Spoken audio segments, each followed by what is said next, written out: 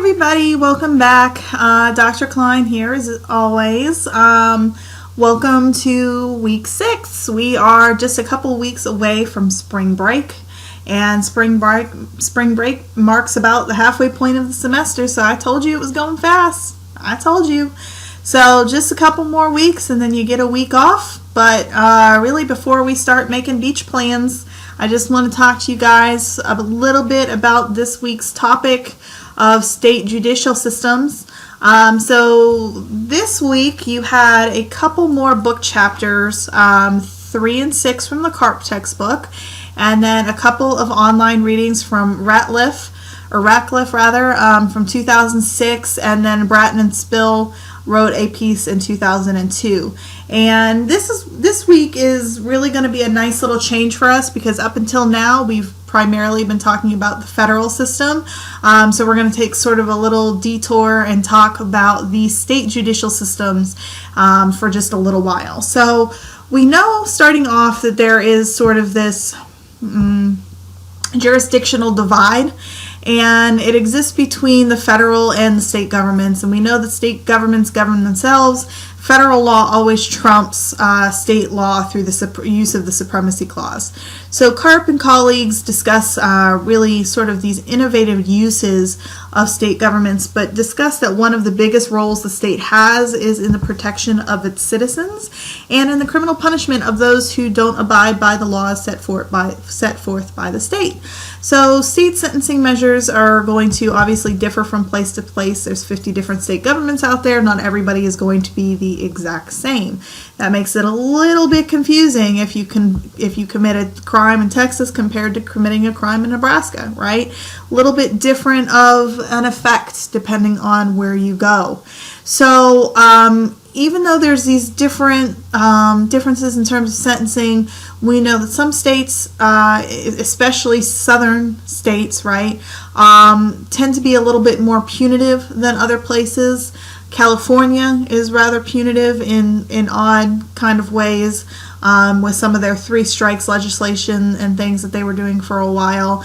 But really kind of a neat thing that's sort of taking place, and I don't know if you guys have realized that it's even occurring, but one of the neat things that states are starting to do is sort of to think of these alternatives to just the traditional lock them up and throw away the key approach. And what I mean by that is this idea that a lot of states are starting to rely more on these alternative courts, or maybe non-traditional courts. So these specialty courts are really used as an attempt to sort of alleviate some of the overcrowding that we're seeing in the traditional criminal justice court system. And some of the ones you probably, the most famous one that we talk about are drug courts. They have teen courts, but veteran courts are one of the newer ones that we've been seeing pop up again and again across the country. And really what these specialty courts all have in common is that they try to treat the causes of crime rather than just treat the crime itself by inflicting punishment. So they're trying to figure out what is the root cause for why somebody engages in crime, right? And obviously if you're going through the drug court, your root cause of crime is drugs, right? You have a substance abuse issue of some kind, and that might be the driving force for why you are engaging in criminal behavior. So really I just want to take a few seconds here and talk about veteran courts, because I just think they are one of the most important specialty courts that we have. And veteran courts are really modeled after the traditional drug court, in sort of the same structure that the drug court was founded upon. But it's really a cool sort of process, because we are now at a time again where we have a whole nother generation of people who are coming out of active duty military service and are trying to transition back into what it means to be a civilian. And whether it's because they are bringing things back with them from their time in combat, or whatever it may be, the transition is just not going as easily as they probably hoped that it would. Whatever is happening, a lot of these combat veterans are struggling.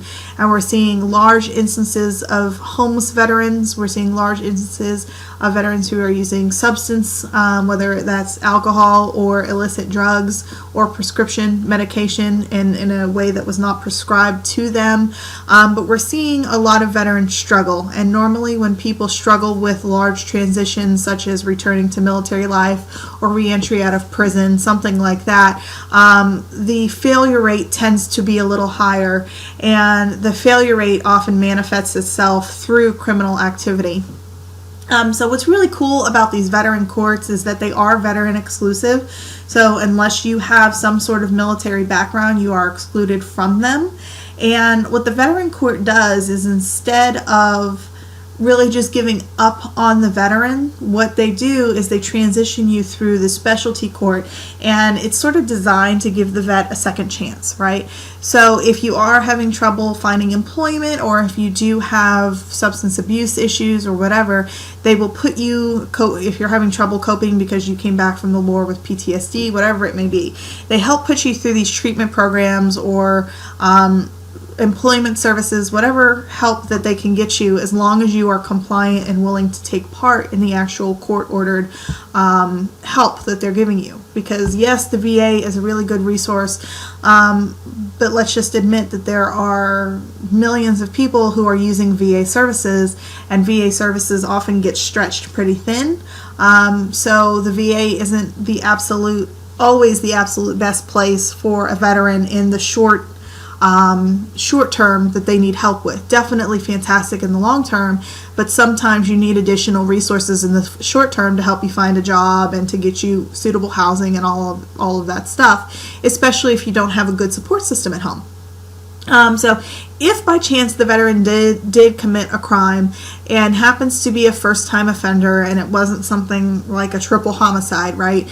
Most oftentimes, if there is a veteran court in your area, the judge has the discretion to channel you through the veteran court, and if the veteran court can help you and you remain compliant with what's going on, oftentimes it results in either a waive sentence or maybe a very lenient sentence, like just minor probation or something like that.